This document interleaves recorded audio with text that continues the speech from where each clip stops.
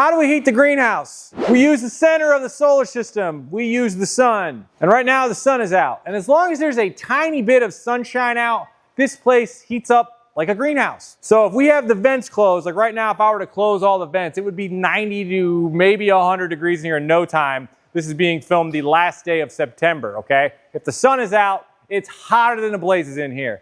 But how do we heat it in the winter? Let me explain. We use this giant stack of heaters right here. These are 500 watt heaters from Gemco. If you've never purchased anything from Gemco, I recommend that you do so. The guy John is an OG gangster involved in nothing but fish room supplies, and he supplies these amazing heaters with controllers, with regulators. They're just awesome. The guy's the man.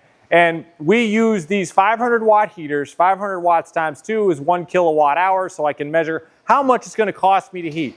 You don't want to know how much it costs me to heat this thing in the wintertime, but I can tell you this, and this is important if you're doing a little hobby greenhouse in the back or if you're just trying to regulate temps in a big room.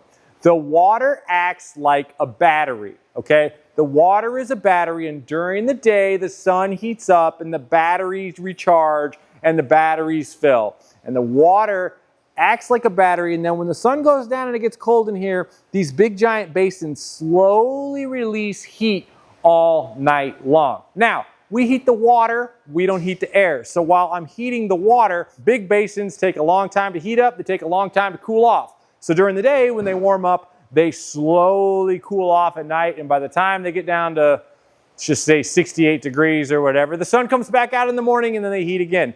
But in the winter, dirty old man winter, we use 500 watt heaters, we use wands, we use regulators, and that's what we do to supplement the heat in the wintertime. Yes, my electric bill is crazy. Yes, it's worth it. But in the summer, my electric bill might be 5% of what it is in March.